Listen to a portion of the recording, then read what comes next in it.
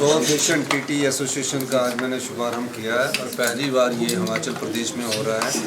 मैं TT association को बहुत बहुत शुभकामनाएं देता हूँ। यहाँ अंडर 19 का टीटी का टूर्नामेंट हो रहा है। यहाँ से लोग चुनकर एशियन खेल्स के लिए जाएंगे। इसके लिए मैं आज शुभारंभ करने आया। असम दौरे पर पार्टी की तरफ से चुनाव प्रचार की ड्यूटी दी थी। अब दौरे में मैंने जहाँ रैलियाँ की वहाँ तो अच्छी स्थिति नज़र आई है। अब 4 मई को जब परिणाम आएगा तभी उसके बारे में बता सकते हैं। भविष्य के गर्म में 9 तारीख को जो मतदाता है वो अपना मत का प्रयोग करके उसको मत पेटी में डाल देगा। उसके बाद इस परिणाम का पता लगेगा। भाजपा अपने अस्तित्व की लड़ाई प्रदेश में लड़ रही है। 5 गुटों में भारतीय जनता पार्टी बटी हुई है। कौन सा गुट किसको ख़त्म करेगा और किसका बीज का समूल नाश करेगा वो भारतीय जनता पार्टी के 5 गुटों में से एक गुट जानता होगा। लेकिन बड़े अफसोस की बात है कि हिम केयर में मर्दों की बच्चादानी का ऑपरेशन किया गया है। ये बहुत अफसोस की बात है और झूठे बिल बनाए गए हैं। अगर क्योंकि बच्चादानी का ऑपरेशन तो हमारी महिलाओं का होता है, पुरुषों का थोड़ी होता है। तो 4 तो पेशेंट ऐसे नज़र आ गए। मैंने विधानसभा में कहा था कि इस हिम केयर में 110 करोड़ रुपए का घोटाला है और तकरीबन हम उसकी इंटरनल ऑडिट रिपोर्ट आई है। निश्चित रूप से जो हिम केयर में घोटाला हुआ है उसको हम जनता के सामने उजागर करेंगे। और मैं एक बात और कहना चाहता हूँ कि भारतीय जनता पार्टी जो बात कहती है उस पर अभी वो आपसी से असमंजस में फंसी हुई है कि किसको क्या कहना है।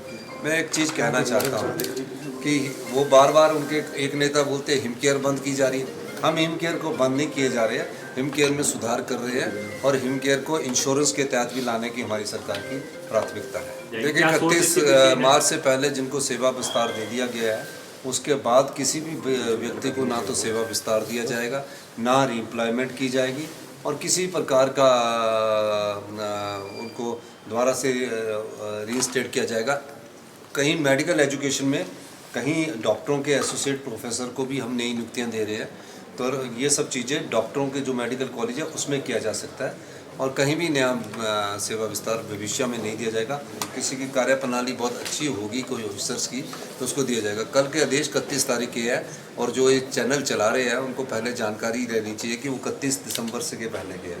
तो कल हमारे नए सेवा विस्तार नहीं दिया जाएगा, उसके ऑर्डर जारी किए हैं। सैलरी डेफर्ड का मतलब ये नहीं है कि सैलरी उनकी काटी जा रही है। प्रयास किया गया है बजट को अनुशासन में लाने का और बजट को जब हम अनुशासन में लाते हैं तो उसके में थोड़े से सुधार करने पड़ते हैं। तो कुछ सुधारात्मक कदम उठाकर हम आगे बढ़ेंगे। और मैं ये भी कहना चाहता हूँ कि प्रदेश में कई बार कोई लोग बोलते हैं कि आर्थिक संकट है।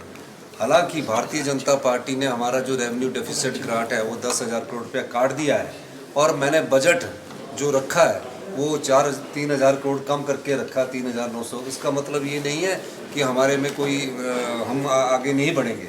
हम प्रदेश आत्मनिर्भरता की ओर बढ़ेगा, निश्चित रूप से इसमें कोई दो राय नहीं है।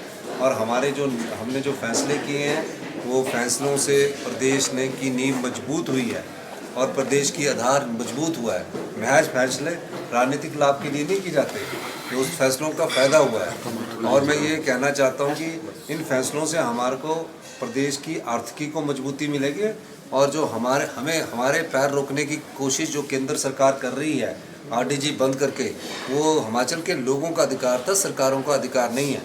भारतीय जनता पार्टी उस बात का जवाब दे कि आरडीजी के समय आपने हिमाचल प्रदेश के लोगों के साथ खड़े क्यों नहीं हुए।